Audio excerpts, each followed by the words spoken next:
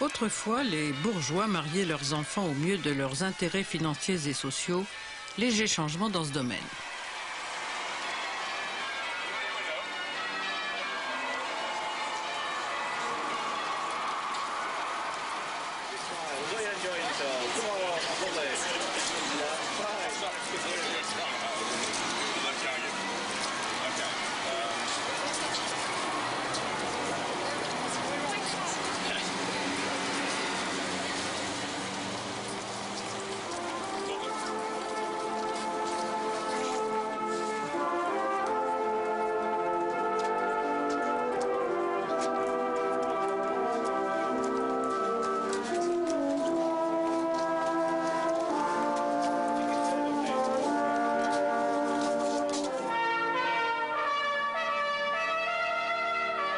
La discipline de classe joue encore, mais les critères ont changé.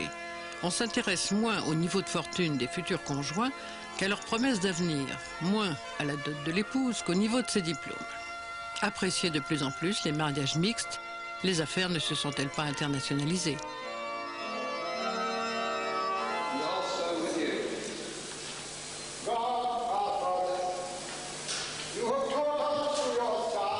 L'amour a son mot à dire dans les mariages bourgeois modernes, peut-être un effet des retombées de mai 68. Et le cérémonial a perdu de sa raideur.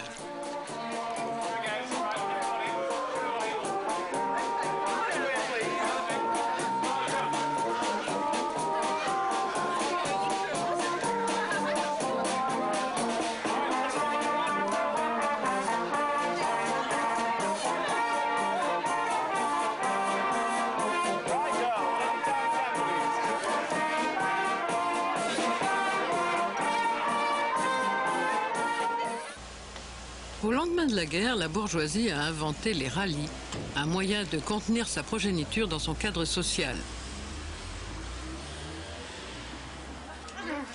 Ça pour elle, et vous leur dire de faire attention, que la dernière page, il y a les changements de... Les rallyes existent toujours, les jeunes en apprécient le côté festif, moins le côté embrigadement.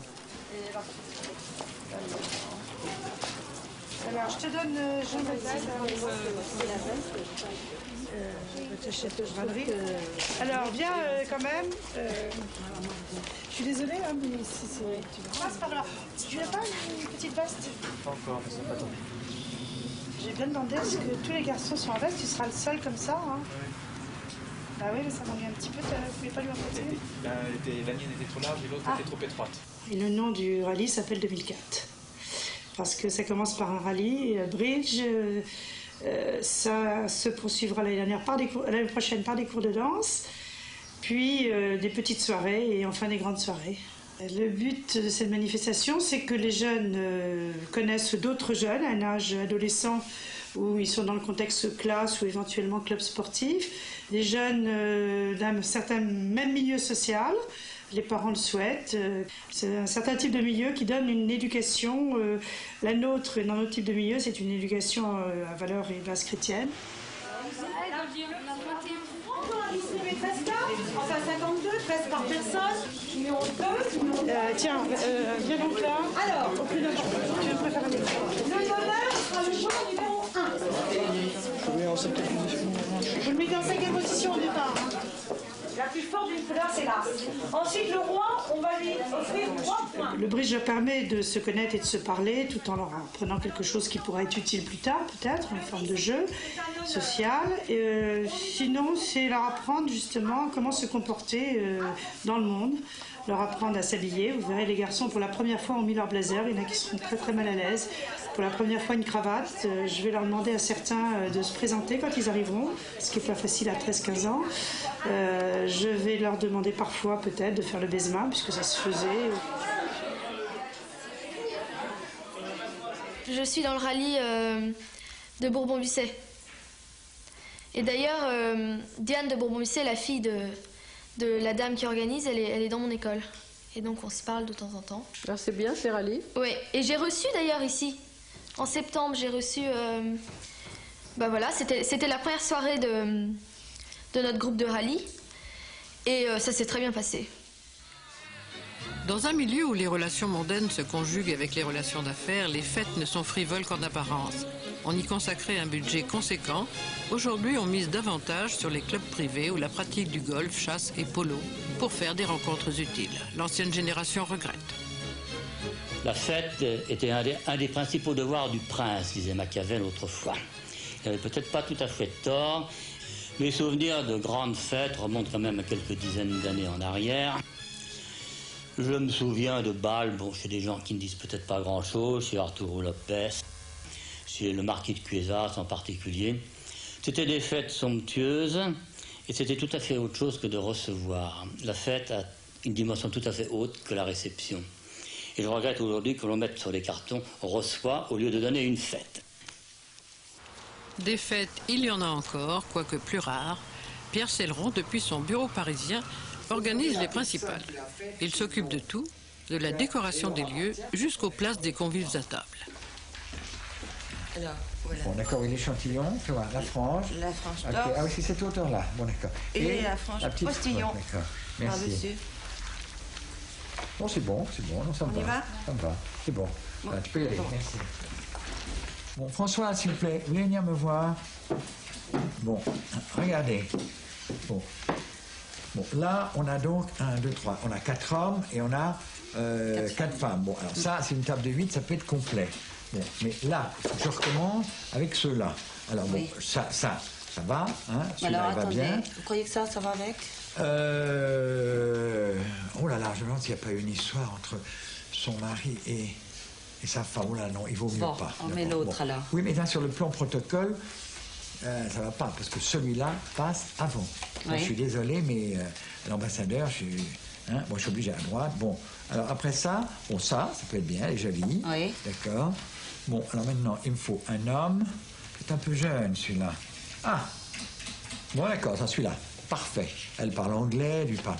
Bon, d'accord, c'est très très bien. Ça va s'amuser comme table. Bon, ça, oui. Ça. Non, elle n'est pas assez jolie, parce que alors vraiment, lui, il va être foudrage. Il va me faire engueuler après.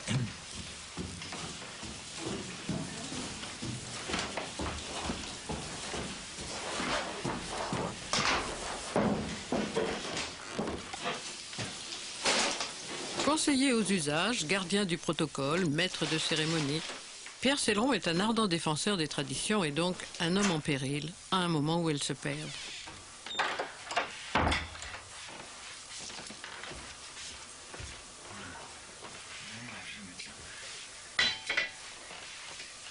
Grand bourgeois lui-même, artiste jusqu'au bout des doigts, le bottin mondain est son principal instrument de travail, mais plus encore le bottin mondain international. Les gros moyens viennent surtout de l'étranger et c'est avec la jet set qu'il gagne le mieux sa vie.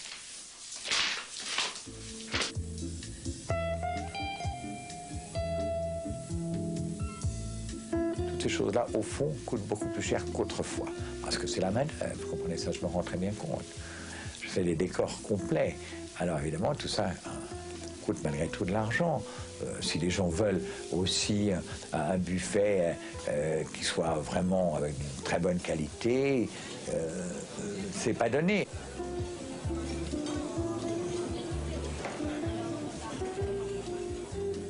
Diriez-vous que la classe aisée n'a plus les mêmes moyens financiers qu'autrefois? Non, sûrement plus du tout.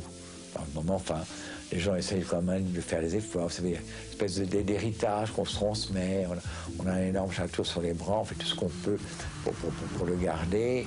On le loue, on l'ouvre aux visites. Et puis, bon, votre fille se marie tout à coup. Alors évidemment, la maison, vous l'avez.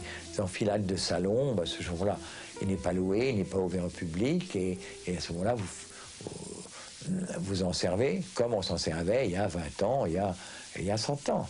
Donc il y a une apparence de train de vie qui est maintenue. Oui, c'est ça. Les gens n'ont plus toujours la jolie argenterie où il y avait facilement pour un dîner de 60 personnes. Maintenant, quand vous en avez pour 12 ou 14, alors si vous voulez faire quelque chose d'un peu plus grand, vous allez emprunter l'argenterie de votre mère, les chaises à l'étage au-dessus chez votre tante.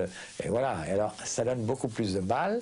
Et c'est pour ça que les gens reçoivent moins qu'autrefois. Est-ce que vous percevez une sorte de mauvaise conscience dans la classe aisée?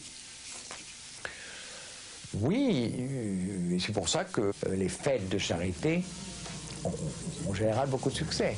Ça donne aux femmes l'occasion de s'habiller et avec ça, chez le coiffeur, de se faire une coiffure spéciale, de sortir un ou deux bijoux qu'on a normalement un peu planqués. Mais on a moins mauvaise conscience que de sortir comme ça juste pour sortir et d'aller dépenser de l'argent.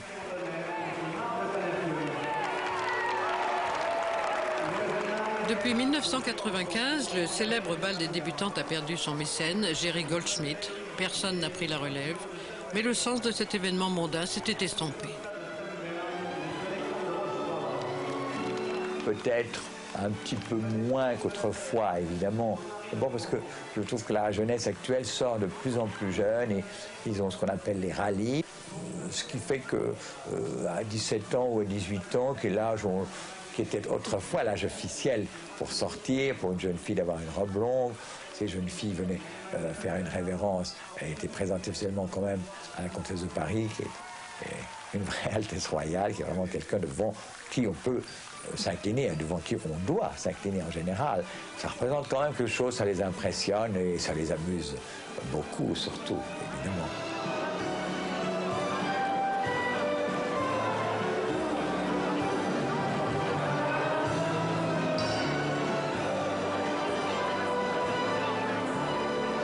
Il y a encore beaucoup d'élégance, à condition que ce soit un petit peu prévu. Mais quand je vois la jeune génération, j'ai des neveux, ils rentrent, ils sortent de leur banque, ils sortent de